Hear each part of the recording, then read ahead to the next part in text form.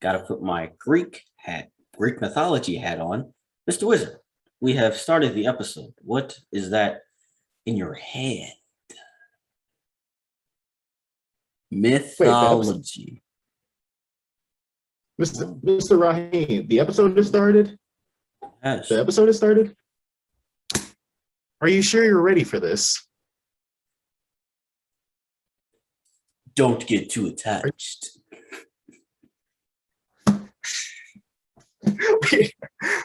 welcome, black folks. Y'all know what this is. Y'all read the title. Y'all read the title. If y'all haven't seen Eternals, go see that. If y'all haven't seen Eternals, go watch that. Affiliate links down below. Y'all know what to do. Y'all know what to do. We talking about the mythological aspect of the Eternals today, because there is a lot. The Eternals are based on a lot. They have caused a lot in the movie itself. I'm here to give y'all the lore, and I'm here to answer any questions that Mr. Rahim might have. That I do have questions. First off, then let's get into it. Bro, there is, again, as we mentioned last video, there was a lot of information portrayed in this movie. A lot of lost thoughts for me. Okay, so just real quick, let's talk about the main goddess of the film that was constantly talked about, that referenced that she was mythology, a mythological character, Athena, or what most know her as Athena, right? But she goes by both. Yeah. This woman is, how powerful is she? Like, I feel like we only saw a small scale of how powerful she was. I feel like she is like, all right, her and Icarus are the two strongest. Yes. Like, I honestly feel like she is. Cersei. Okay, by the end, to be fair, Cersei is kind of using everybody's power with her. That's true. She's kind of using everybody's power with her. But I think, like, in a raw fight, like, it is a toss-up between Athena and Icarus. Ooh, what's his name? Gilgamesh? I forget Gilgamesh. All right, physically, he is the strongest. Yes. Physically. That boy. Like, he was he easily was like, he was like, Athena, no. Athena? I was like, dang, he's holding his own. Okay. Like a dude in the 1950s, he was keeping that hand strong.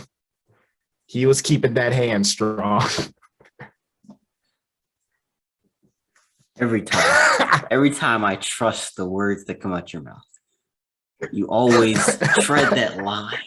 You're always treading that line. Disclaimer: we here at the What If series do not advocate for any abuse in any way. We do not advocate for it. I am just stating the facts of the 1950s. This is not a great time period.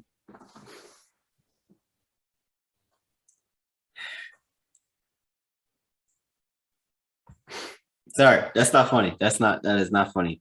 I don't know why I'm laughing. I'm laughing at something else. But anyway, okay, hold on. No, I'm not gonna do that. I'm not gonna do that. I saw a fact that was really interesting, and it could easily. Nope. I see a lot of names. Oh my good. Okay. You know what? All right. I will say, all right, you can ask those questions. But first things first, I'm gonna run down the Eternals and what they're all based off of. Yes, sir. Please. Like at the beginning of, like, as I alluded to in the last episode, shameless plug, go watch that. Go watch the last episode, watch all of our stuff. Watch all of the stuff on the What If series channel. Go do it. As alluded to in the last episode, because the Eternals show up like right at the beginning of human civilization. They show up to cave people. Basically cave people. Yes. Yeah. Like, well, like a bit before Babylon. Like, that's the next time skip that we see them in. Oh, right. Like, basically, they hang around throughout most of humanity's development. Mm-hmm. And, like, it hasn't been confirmed or denied, but I am assuming Like from the looks of things, they are where we get the mythological concepts from in the Marvel universe. That's where that's where all those mythological people come from. Like that's where we got their ideas from, or those concepts of gods from. Because this is not coincidental. It is not coincidental. There's your boy Icarus. There is everybody's favorite character, Icarus, the noble Icarus. The dude who is literally in mythology known for flying, who's literally known for flying and being the son of a creator. We got Sarah, we got Circe's based on Greek mythology, Circe's, whose main theme in the myths are usually related to love, and that is the eternal Circe's main arc throughout the entire movie. Her ex Icarus and her love for Mr. Whitman, Black Knight. Mr. Whitman. I'm not sure are you sure they're ready for that?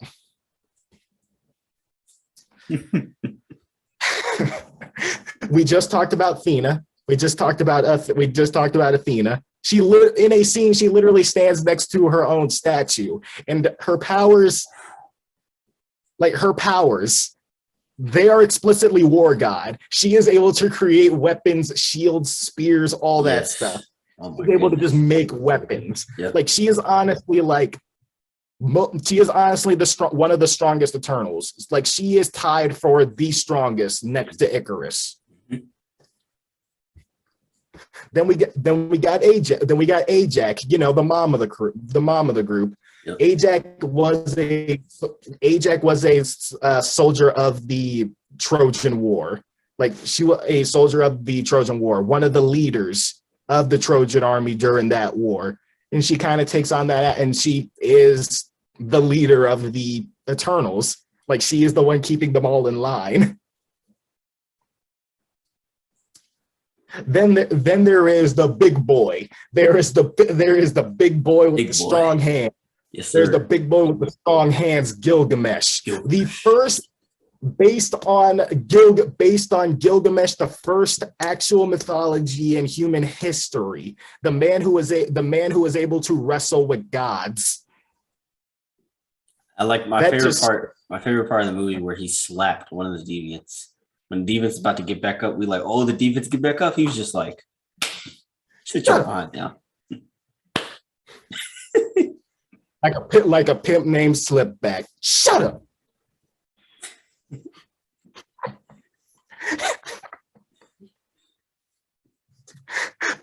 Yes.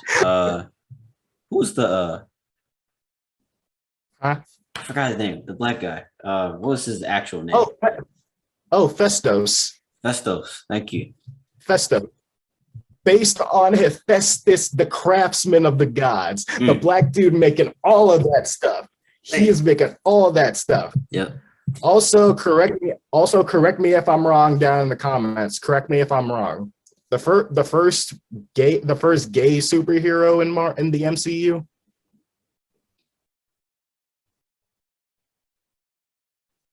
In the MCU, yes, possibly. Yeah, in the MCU. I think so. I could be wrong though. I haven't seen it. I could be wrong. I can't think of anything at the moment. I mean, let's be real. Thanos never showed any romantic relations with any women. He was so. I'm just kidding. I'm just kidding. I'm not saying Thanos swings. Confirmed. I'm just saying. Thanos LGBT confirmed. It was never denied. It was never shown. So we're good. So we can assume until shown otherwise. Captain Marvel. I'm gonna need Sorry, some that was not funny. That was not funny. Captain Marvel. I don't know. She's questionable. I don't know. All right, next up we got the child. We got Sprite. Right. You want a Sprite cranberry?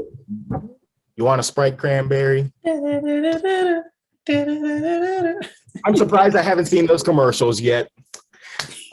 Sprite. She is based off of the creatures, sprites, known to be tricksters, fairies, like little trickster fairies, that kind of thing. Like the Indian dude even calls her like Tinkerbell. Like she is the Tinkerbell of the group. Wait, Like wait, she wait, wait, doesn't. wait, wait, wait, wait. What? I'm reading something. It says has the appearance of a young boy.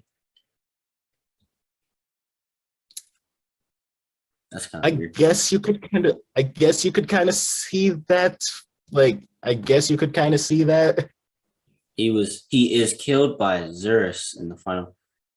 I don't understand. Let me not.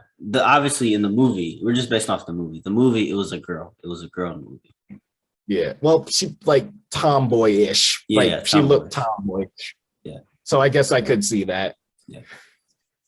Like there is a mythological connection there, like the sprites being like basically fairies, that kind of thing, and the Indian Eternal like comparing her to Tinkerbell. Like there is a obvious connection there. Yes.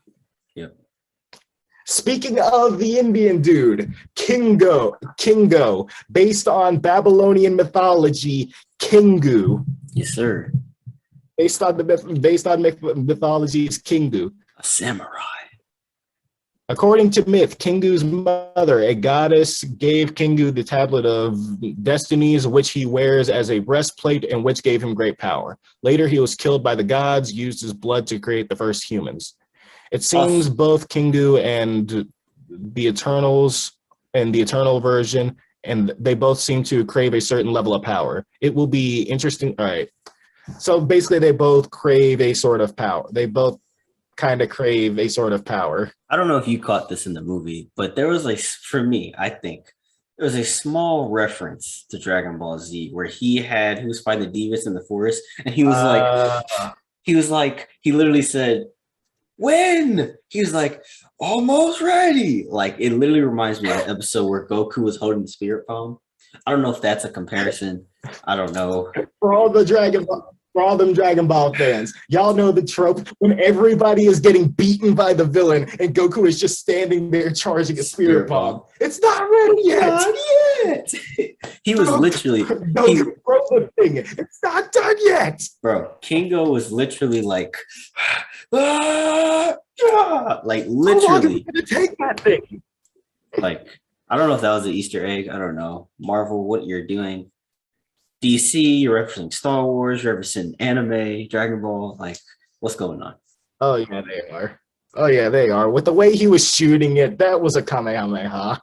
It really was. He literally went like this and just, come on, bro. Come on. All right, in the last of the Eternals, Druig, the last one, he's not, all right, there's no direct comparison to him.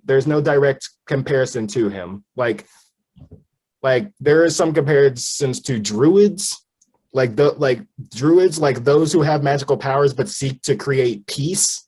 There are those, which could tie into it because he is kind of the dude that wants to make peace. He's tired of war. Like he sees all this conflict and he wants to do his best to try and stop it. So I guess there is that. Like I just love the story of the Eternals. Like you see them jump around all of these different locations in the world, and with those mythological implications, like they pull in some God of War stuff. They pull in some God of War stuff right there. They're pulling some God of War stuff. Like how Kratos somehow showed up in the Norse world.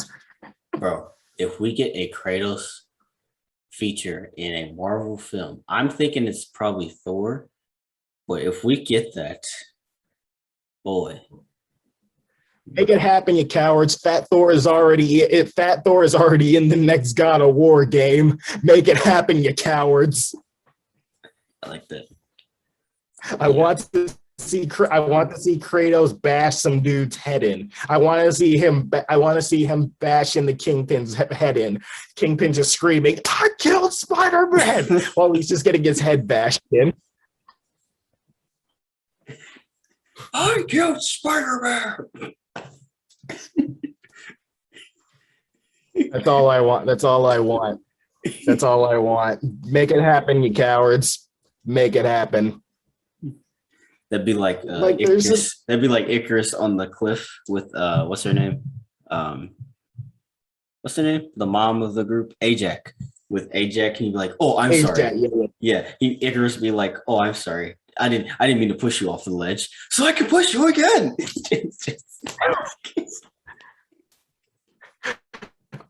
Oh my god! Like a Venom reference.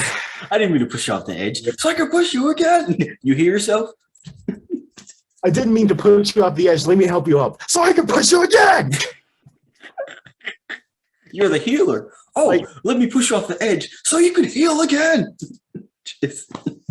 like there's just so much mythological stuff in the just so many mythological implications in the Eternals. Like, not just because of the bureaucracy of the god of all these divine beings here. Like there's also a whole like cycle kind of thing going here because the deviants were like the Celestials' first option. Like, they were the first option. All right, I created these dudes to kind of weed out the predators, to kill the predators so populations can start rising so that we can make another Celestial. But then the deviants became predators. Thus they needed to make the Eternals to balance them out. Like, there's a whole cycle kind of thing going there. And I really love it. Which lets me further know the Celestials really don't know what's best, because if they really knew what's best, they wouldn't create the deviants in the first place, let alone call them deviants. Literally, deviant literally means to stray away from. I don't know why you would call something. Of course, they're not going to follow your rules. They're called deviants. They're straying away from whatever was Celestials. This is why Celestials don't have. They're trying to do with the greater good, but it's like, is it really for the greater good? Dude, we might need to be careful with what we're saying here. You said last episode, you say their hands are as big as Africa. They can easily smack this entire continent. They can easily smack our entire continent without even second guessing themselves. That's true. Or without putting any sort of effort in. They can just casually just be like, "Oh, you guys are talking something." All right, next planet. Let's start over. All this civilization took 500 years to build. Just destroyed. Why did you make me do that? Why did you make me do that? Why did you make me do this? You're fighting to watch the other guy, everyone around you die. Think, Mark. Think, Celestial. Right. Okay. Last bit. Right. Okay. I was full on expecting Icarus to have that moment, to have that Omni-Man moment. Yes, bro. Where he's beating the rest of them. Yes. Where he's just like, because the entire movie he was like, "I'm doing this all for the greater good. I am following the Celestials' will." I was waiting for that moment where he's just finally like, "Why did you make me do this? You are fighting so you can watch all of these Earthlings die." Think, Celestial. Cersei. Think, Eternal. Cersei. What are you going to have in 500 years? You're fighting so you can watch everyone you love blow away. Think. Mr. Wizard, are you sure you're ready to conclude this video? God, I don't know, man. There's so much more to this movie. We haven't even gotten to the post credit.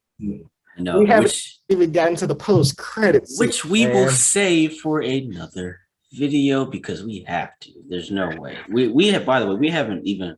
We've only touched the surface of. You saw me almost both the Wizard and I get on tangents on things we kept. Come on, like we got more information for you, but we can't do it all tonight. So we're gonna conclude this video. Like we said earlier, it's been a week since Eternal's been out. Go see the movie. There's a really, if you're a nerd or a geek, or you like learning, or you like expanding your mind, Eternals would definitely, I think Eternals would do that for you. It's a really, really good movie for that, right? If you're looking for action per se, I wouldn't go see, that's another disclaimer. If you're looking for action, just action, probably not best to see Eternals.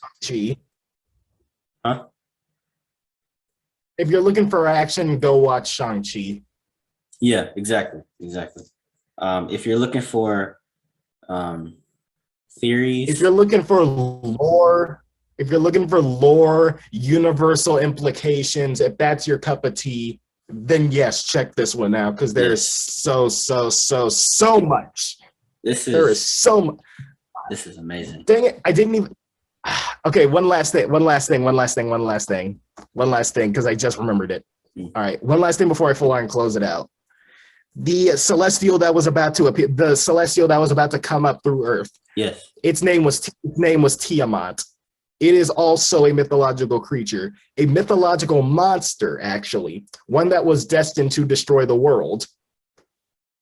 Well, It should have been named Typhon, though. Y'all have seen Typhon on the What If series before. Man kind of killed all of the gods. yes. Also, Typhon got sealed in the bottom of a volcano. Come on, Kevin Feige. It was right there. You had the perfect opportunity. All right. I'll close this out. Y'all know what y'all need to do. Hit that like button. Comment down below who, what, when, where, how, what y'all want to see in the What If series. And y'all know what y'all need to do. Put some pressure on that notification bell and be sure to subscribe to What If series for more content. I hope you enjoyed the show. Sorry, I had to try to max you.